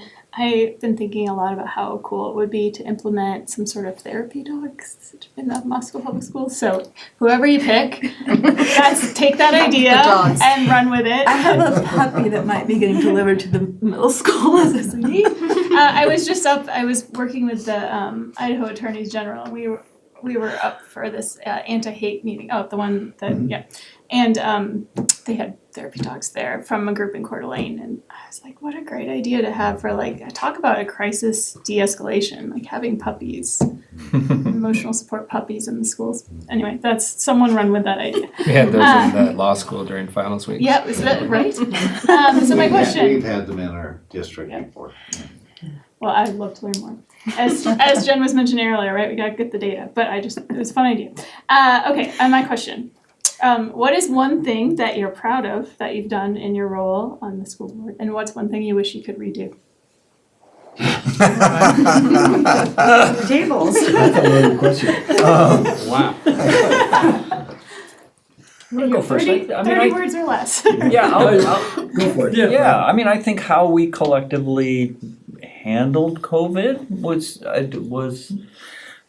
don't know if you can call anything a success, but I think we, it would be nice to think that we all duplicate one another and we're all up to date on every aspect of school board administration, but in reality, we kind of complement one another and take on different roles. And I think during that time, I think we did that fairly well and stayed up to date on the science and tried to be pretty proactive about communication. So that's one thing I would say that we've done well. I think our interest-based bargaining has been a real plus. I think that's a real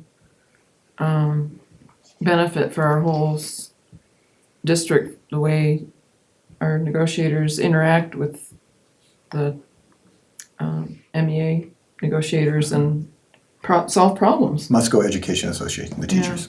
Yeah, and I guess one thing that I regret that has been fairly recent is the standards-based education, because I really believe that that's where we need to be, and we went about it wrong. We didn't communicate it right, I don't think, but I really believe that's the future of education is teaching, is having kids responsible for their learning and understanding their part of it and knowing what the steps are to get from here to there. And their teachers know it and the kids know it, and I think that's really powerful. So I like both of Dawn's answers, and then I'll just compliment them. So I guess one thing I'm proud of is I think most of the community has faith in the district and the board. And so people have occasionally come up and thanked me that they only read good news about the school board in the paper. You know, people aren't coming with pitchforks and torches and whatnot, like in other parts of the state. So I think the community trust in us and the district as a whole is a positive. I do regret that we lost some momentum after building the Joseph Street playfields, that we weren't able to continue that ball rolling in terms of additional facilities, because we certainly have some serious facility challenges. Now, there's all sorts of reasons why that didn't work out, but it's not going to get any easier by any stretch, and in some regards it's getting harder. So maybe pushing on that a little harder, I don't know. Okay. I can do what some of you did. I agree with everything you said. I think what we've done well is, I agree with Don and IBB. I think we did a good job with COVID compared to some other districts, if you can do a good job through COVID, but I think our district did fairly well on that without a lot of major problems. And that was a lot of work by a lot of people. And I think, and I'm also proud of the fact that, one, the board and works well with the district and the superintendent, and we're kind of proud of that because I've seen other boards and their superintendent and their teachers, they're at war with each other constantly, and that, is bad for the kids. So I'm proud of that one as well, and so just our relationship. And so what wish we could have done better, I agree with Don, the standard-based education we tried to roll out, and I think it ties to communication. We messed up on communication, I think, on that one. We could have done a much better job, and since then, we've done a much better job on communication and transparency, and so I think we learned from that one, how we did that one wrong. And so, because I agree with Don and every educator I've talked to at both universities, standard-based education is the future. That's what everybody's going to. We just came about it the wrong direction, and that hurt us. And so I wish we could do a redo on that one and do it right. So Dulcie, your turn. I am familiar with the district's facilities challenges. I got to see Russell from my office for many years, and it's a beautiful historic building. Emphasis on historic. I was talking to somebody today who said I went there and my grandfather went there. But aside from facilities, if you had a magic wand to solve one sort of like persistent problem, what's the thing that you really would love to just be able to finally address once and for all? I can start with that one real quick, because I popped up in my head. You know what the wand would be used for? Oh, yes, Okay. that we would have more support on all kinds of levels from the state legislature, instead of roadblocks and obstacles that we have to overcome. That we could work better with them for all the kids in Idaho, and I would love to see that happen. I think communication with the community is always a challenge. We've set up booths down at Farmers Market, and a few people will wander by and look at the pictures, but you don't get a dialogue. And if you're in the grocery store, I usually don't get people coming up to me and having dialogue. And I don't usually go door to door knocking, because I haven't had to actually go through an election, believe it or not. So this last Idaho School Boards Association meeting, I went to a lot of sessions about working with the community, listening to the community, and came back with some ideas that I'd like to try. More resources for supporting the needs of all children. So I've had the opportunity to work in all the different schools because I'm working with a young man in the Moscow Mentor Program.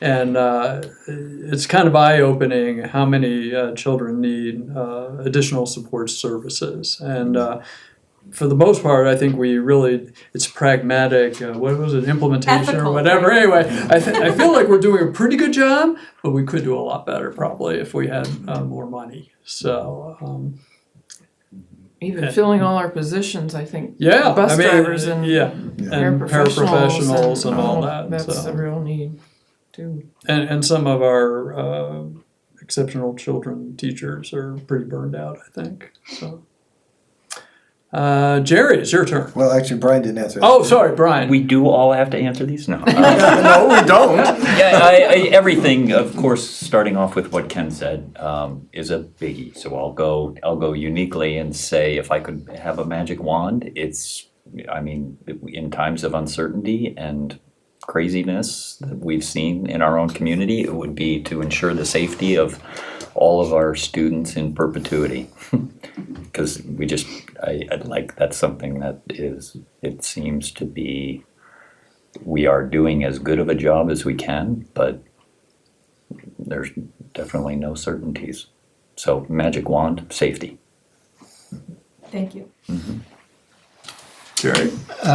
Well, first, thanks for this opportunity to everybody, because as I was imagining how this would go, this was kind of the most awkward scenario I could think of. And it's actually been really enjoyable. It's been surprising. I thought it was going to be horrible. But so that's thanks I don't bet. to all these folks.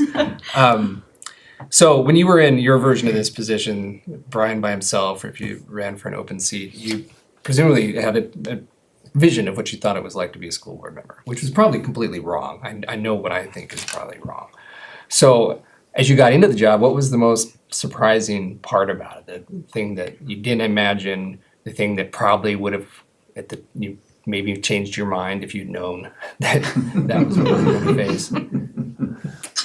Yeah. Well, I'll go first, and I probably shouldn't quite say this, but when I got on the board, I was a little surprised that there was, in some cases, a contentious relationship between the teachers and the board. I thought we were all rowing together, stroking together, and everyone's trying to do the best for the children in the school district. And part of that was based, I think, on the previous bargaining technique that we used. And I think now that the interest-based bargaining, there's a much more complete and rich conversation with multiple people weighing in and explaining why it's done this way or why we're interested in having this change. And so that's, I think, really improved the relationship. But that was pretty eye-opening. I mean, I kind of knew it was going to be a lot of meetings, and but I was asked to run, and I ran unopposed as well. So I did tell the person, well, I actually prefer working with kids than adults, but this has been a very good group, so that's why I ran for a third term. Maybe we're kids. Yeah, well, at heart, you're all pro-education, so that helps.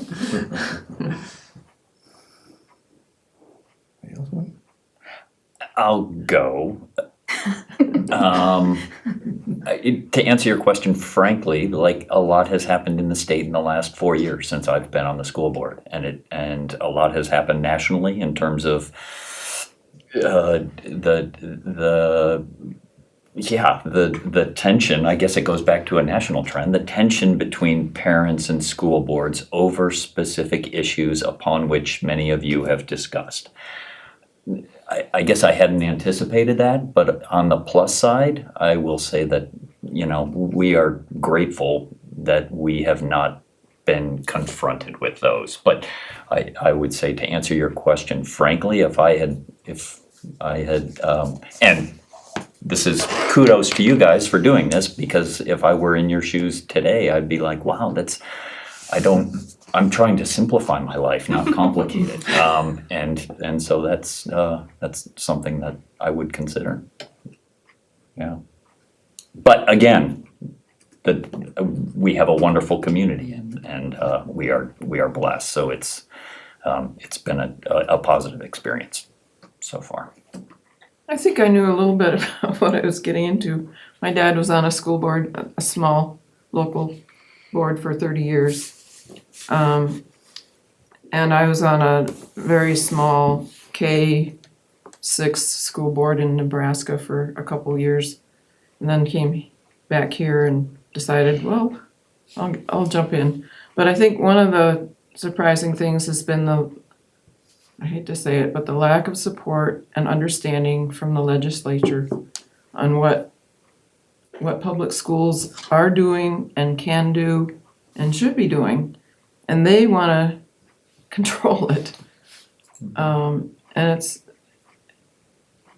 some of their legislation has been really discouraging. And just their lack of understanding, I guess, is.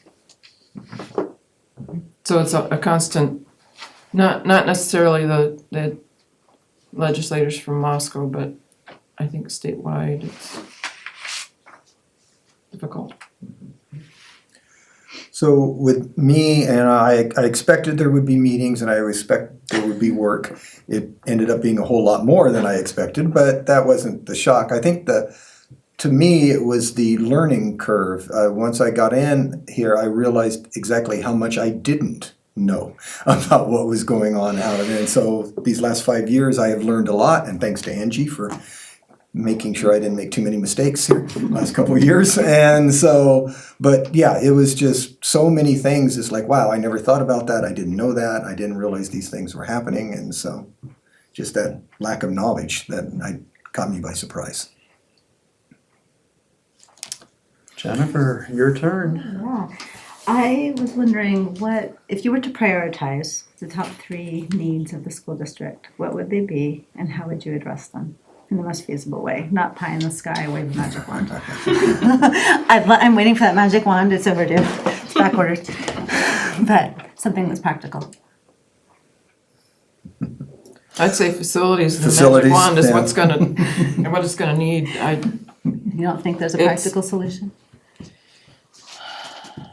It's gonna take a lot of work and a lot of communication, and yeah, I think there's a way. But yeah, there are so many challenges involved with it, but we need it. Okay. Yeah. So I guess I'd say the same thing. We do go down every February and meet with the legislature, and we talk about the importance of the needs in the district. And as part of our annual school board convention, we identify legislation or topics of interest that we would like our organization to focus on. And one of the things we've been trying to do is offer up more solutions for facilities funding, because the state offers no money for construction of new facilities and requires a supermajority of the voters. And it's extremely difficult to get a supermajority of the voters willing to raise their property taxes. And we had a wonderful opportunity the year before I got on the board with the trail property, or at least I thought it was a wonderful opportunity, and it was not successful. And part of that was pulling together a very broad or diverse range of opinions on, there were the people that loved the old high school, there were people who didn't want to raise their taxes, there were people who didn't want students driving to the outskirts of town, or they were anti-sprawl, and so pulling all that together. So is there a practical approach?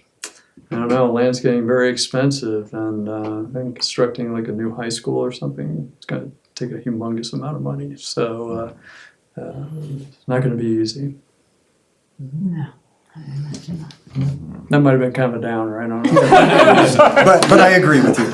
So yeah, I would say the same thing. We're trying to find other ways for the legislature to help us with the funding, and for the first time, they've actually this year said the state said that they're interested in looking into that problem. So not that they're going to fund it, but at least they're recognizing there's an issue. I think the other one right now as a pressing need is staffing. We're short bus drivers, we're short parapros, we're short so many positions, and part of that ties into money because we can only pay so much, and it's a demanding job. All of those are demanding jobs, and you can go somewhere, go work at McDonald's and earn $15 an hour with no, responsibilities to speak of. It's very limited, and so that I think is a pressing need that right away. That and facilities are the two big ones to me. And this legislature legislature is not quite as focused on funding for classified positions as they are for teaching positions. So that was another thing we brought up with our association. And I did not speak, but I echo what you guys say. I was gonna go funding, I was gonna go continuing the communication with the community. I mean, the question was priorities, right? That, yeah. I'm hearing facilities, Facilities and staffing, funding, communication you is know, what I'm hearing. always improving on communication, and then Ken stole my human resources. I mean, on a really sort of boots on the ground level, I think that's what we've heard a lot of. Well, boots on the ground is where most education Yep, happens. yeah, so that's dealing with shortages and how you pay people fairly Right. for the hard work they're doing. So, yeah. All right. Everybody get a question? Yes, okay. Right. Well, thank you very much. I'd like to echo Brian's. Done? Everybody done? Okay. All right. So thank you all. And so we will move on to our action item, the appointment of a trustee. And I just want to say you did not make it easy on us. So, yeah, I liked it when Brian did it. It was just him, and it made it so easy. We asked him questions, and we're like, okay, the answers were good. We can do this, and that made it so simple. All right, so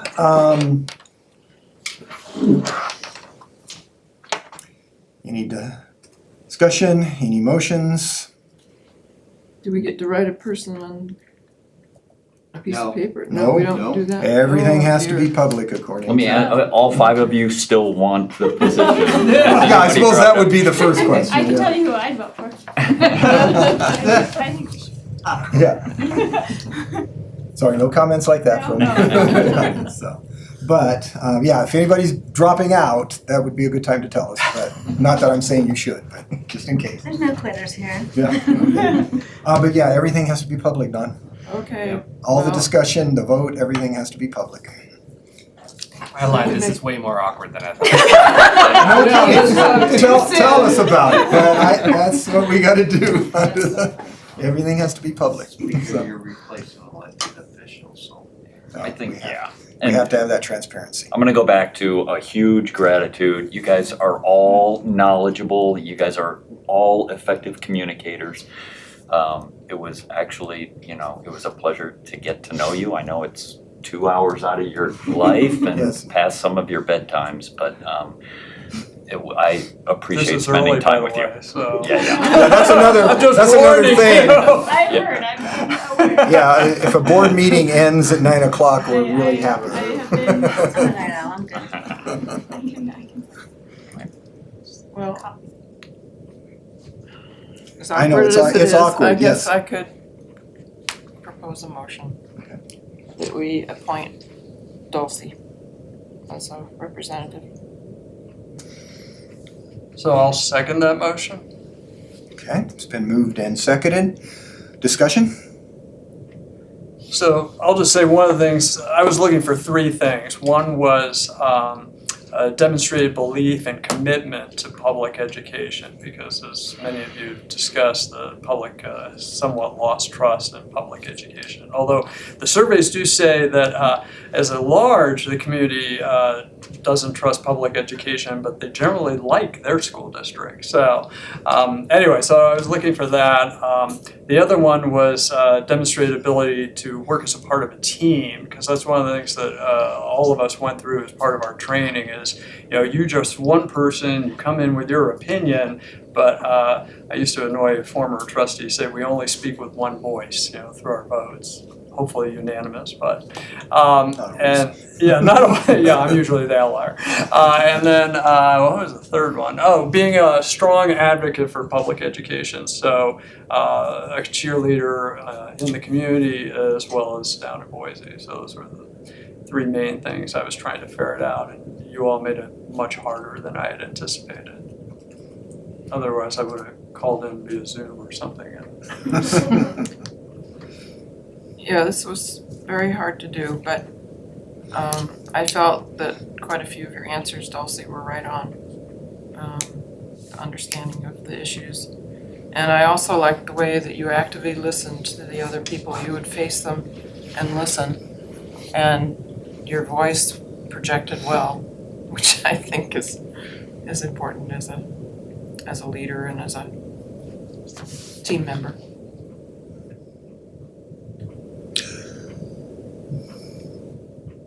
Well, any discussion, Brian? Anything you want to throw in? I I want to give everybody a chance here. so. Yeah, no. I will also just say, in terms of my vote, I echo what you were looking for, Jim. I also think it's important as a board to represent balance within the community to the extent that we can. And it's, I was,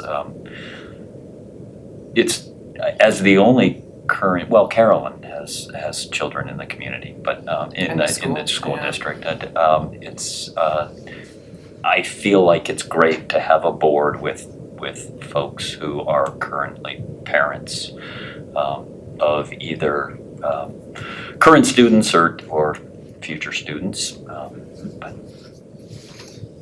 yeah.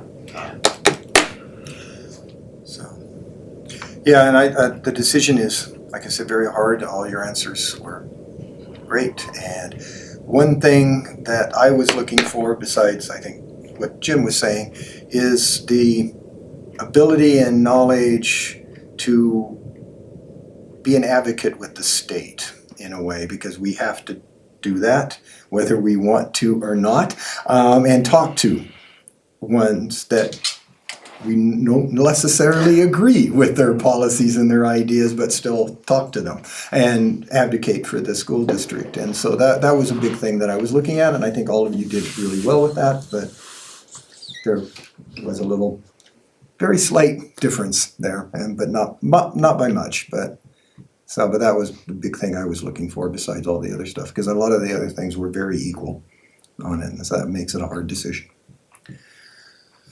All right, any further discussion then?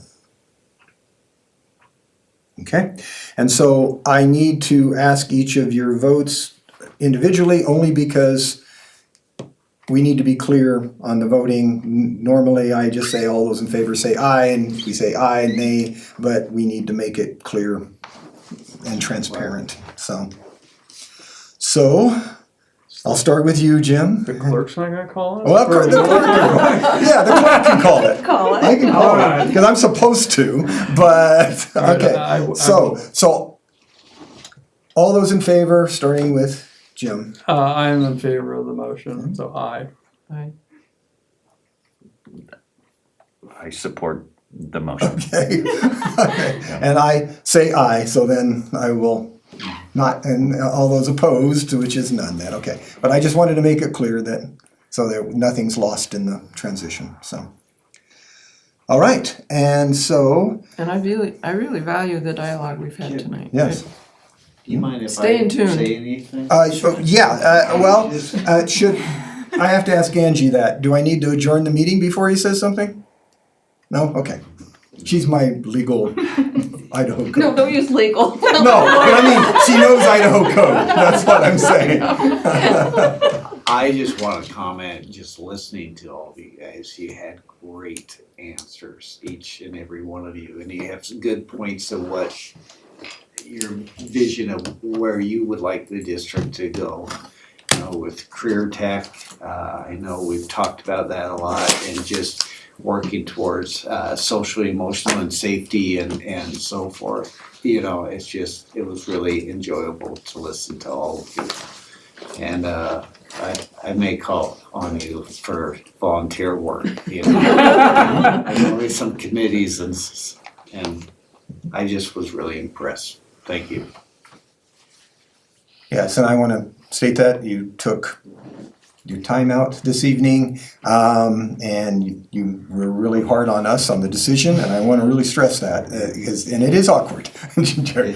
I had to clarify all of it, because I'm like, this is horribly awkward what we're doing here. Is this really what we have to do? But thank you all for taking your time and your commitment and your answers.